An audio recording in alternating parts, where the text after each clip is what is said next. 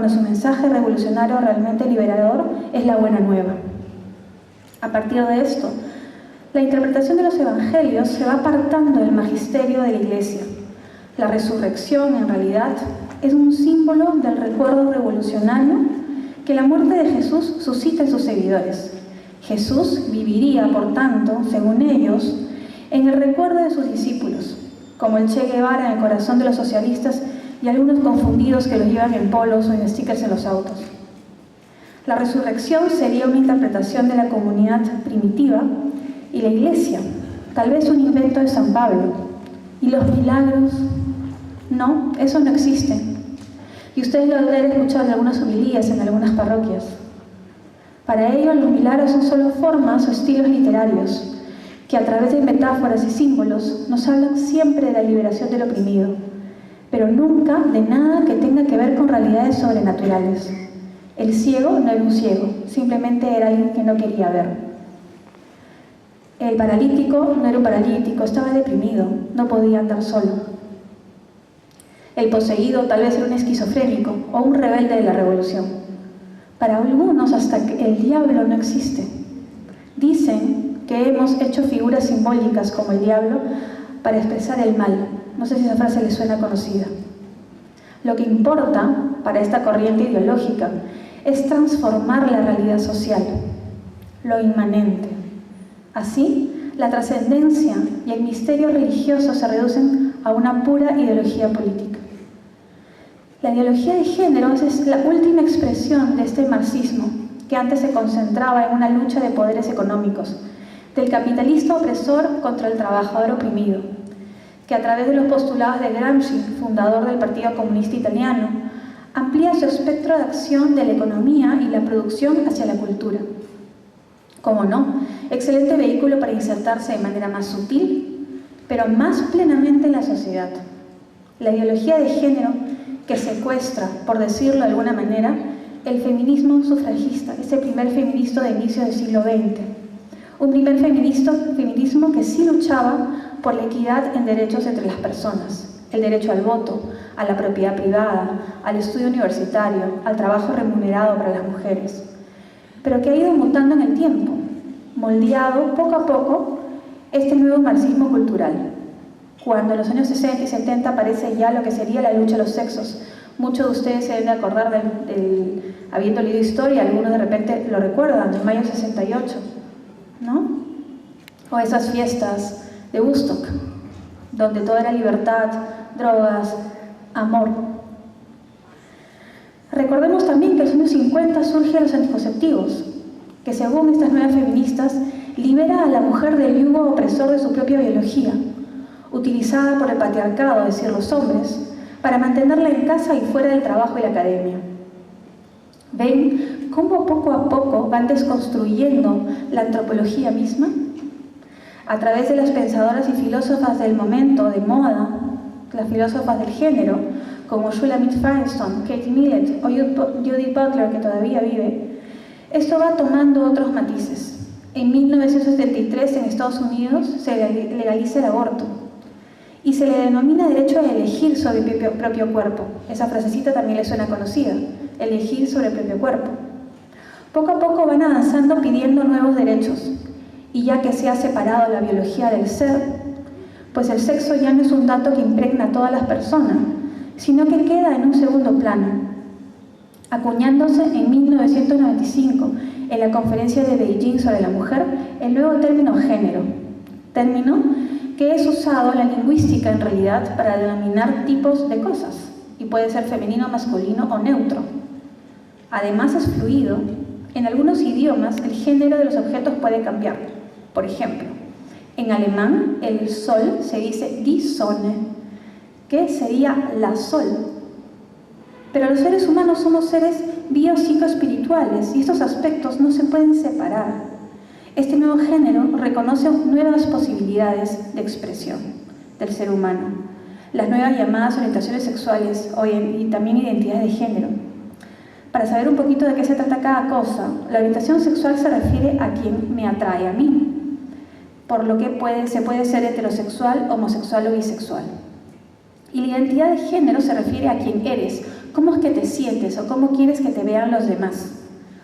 Hay un inmenso abanico de posibilidades. El estado de Nueva York, en Estados Unidos, reconoce 31 géneros diferentes.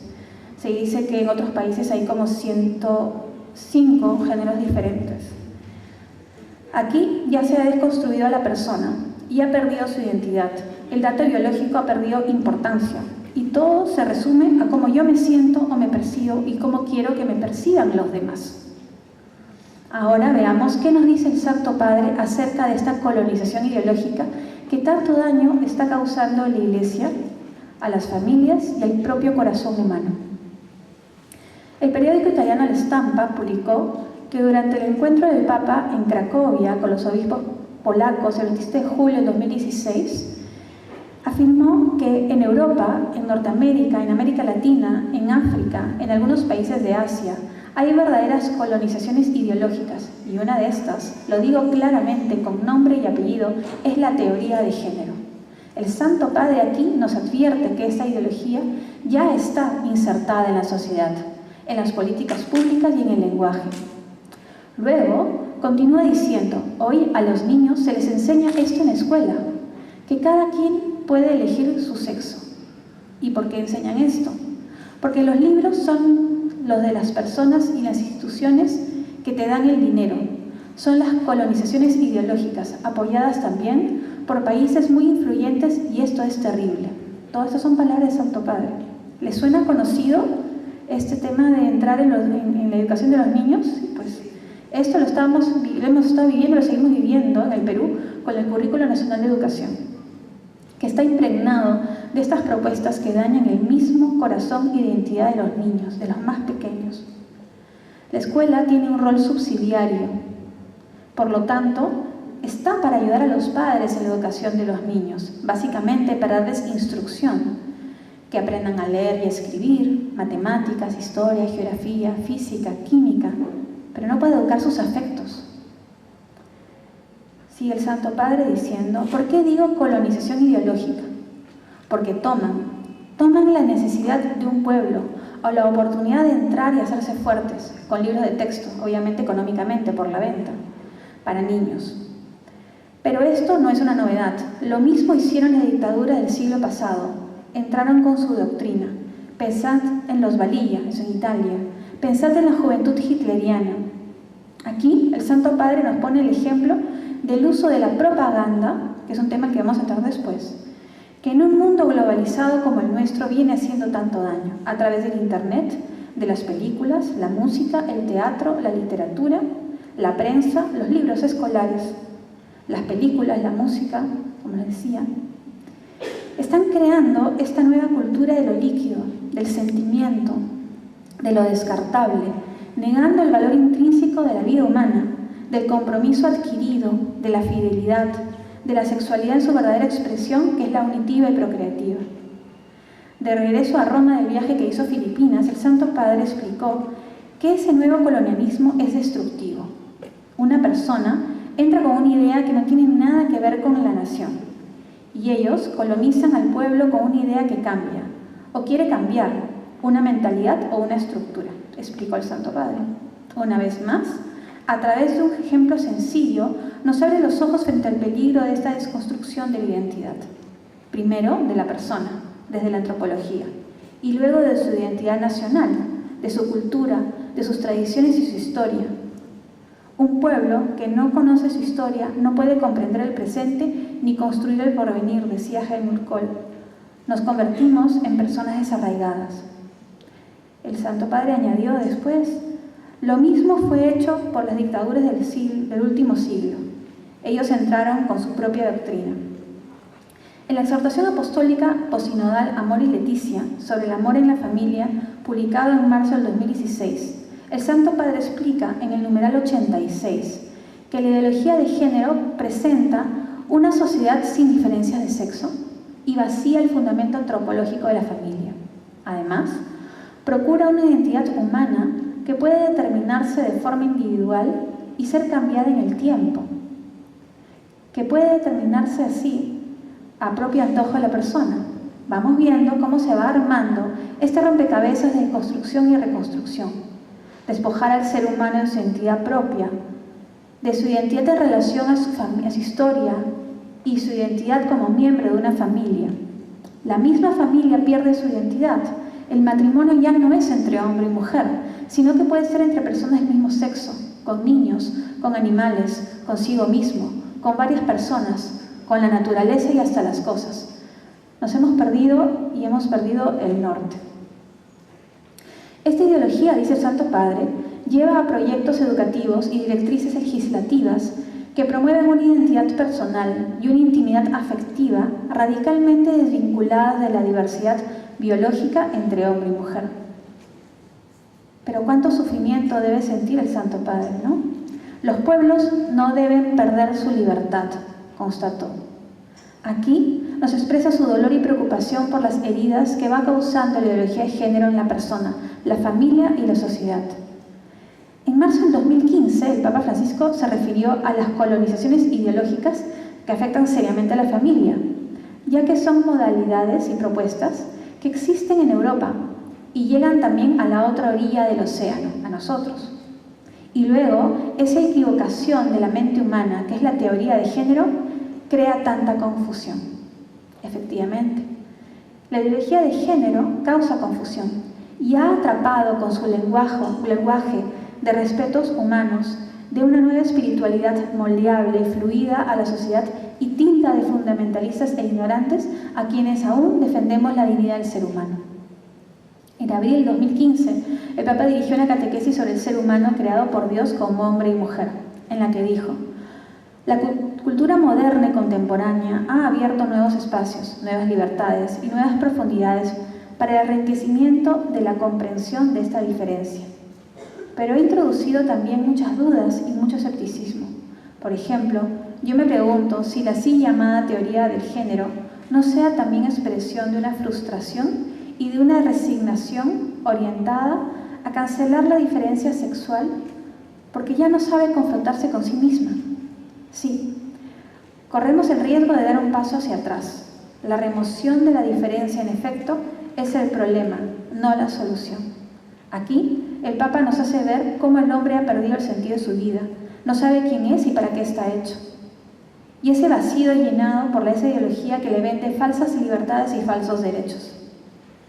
En la habitual conferencia de prensa que concede en el retorno a sus viajes internacionales, específicamente en el vuelo de Azerbaiyán a Roma, el Papa señaló que las personas se deben acompañar como las acompaña Jesús.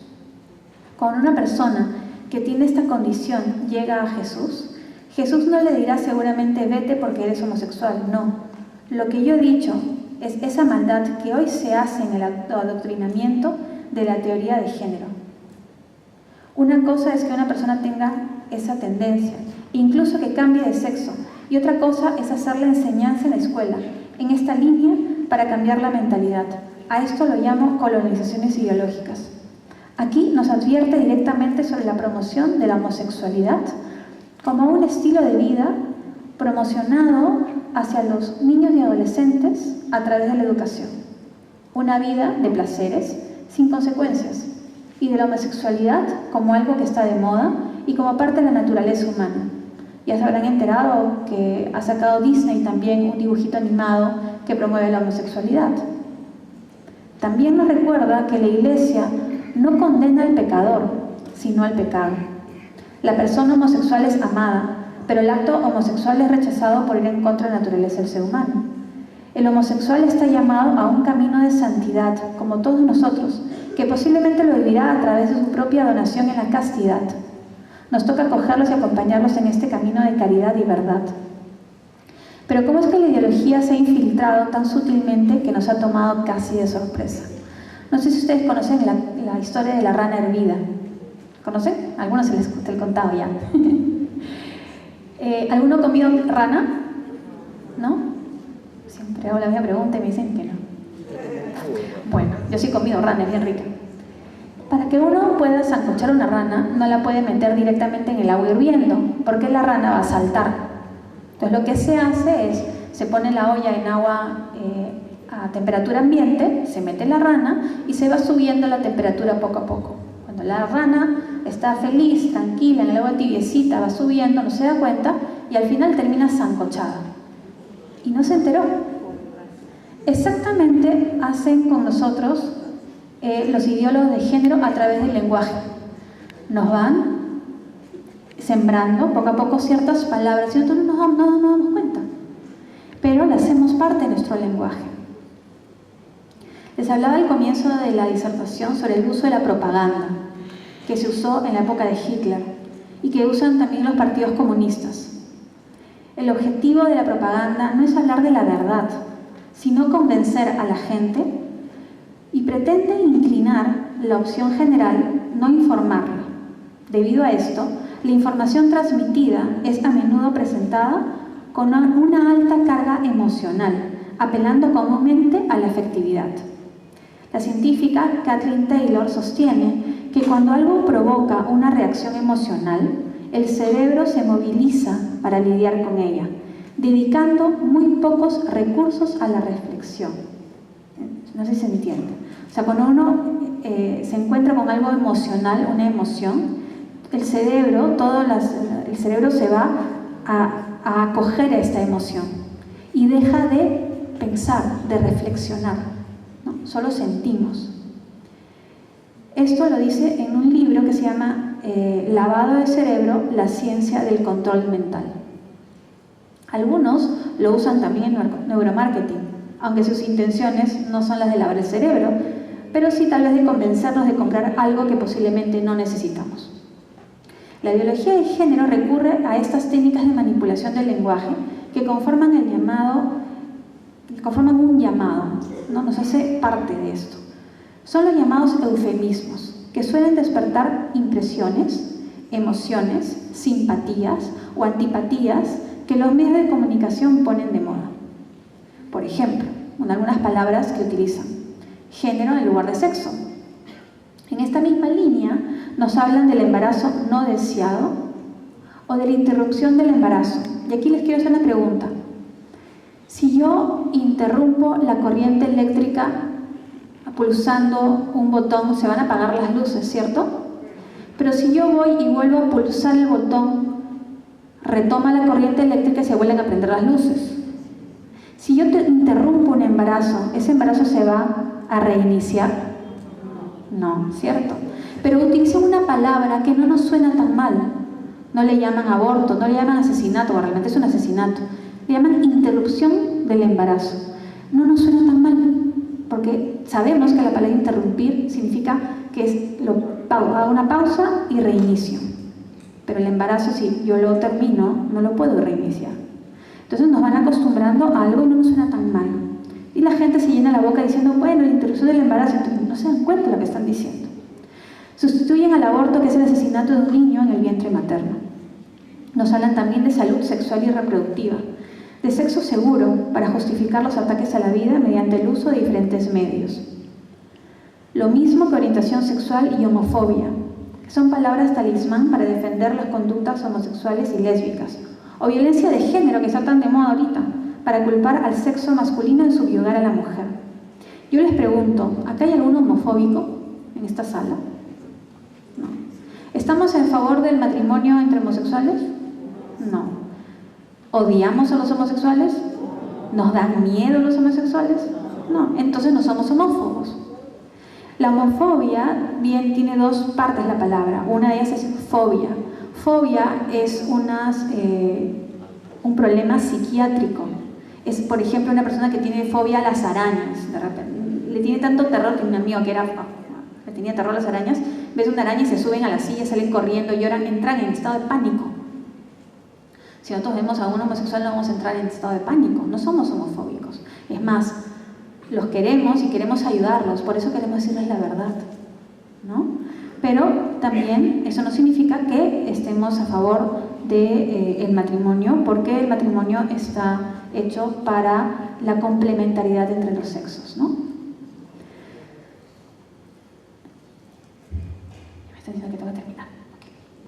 Otra palabra es pareja, por favor no la usen, para evitar el sentido heterosexual que tienen las palabras matrimonio o esposos, o modelos de familia también, que cambia el único sentido que tiene el término familia por otros tipos de uniones.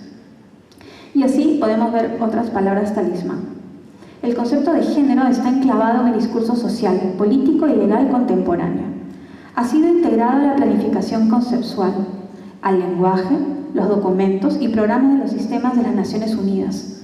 Los intentos actuales de varios Estados miembros de borrar el término género en la plataforma de acción y reemplazarlo por sexo es una tentativa, según ellos, insultante y degradante de revocar los logros de las mujeres, de intimidarnos y de bloquear el progreso futuro. Estas son palabras de alguien que estuvo de una feminista que estuvo en este encuentro en el 95. Ejemplo también, dicen que una estrategia apropiada, y escuchen esto que lo estamos viendo ahorita con la campaña Ni Una Menos.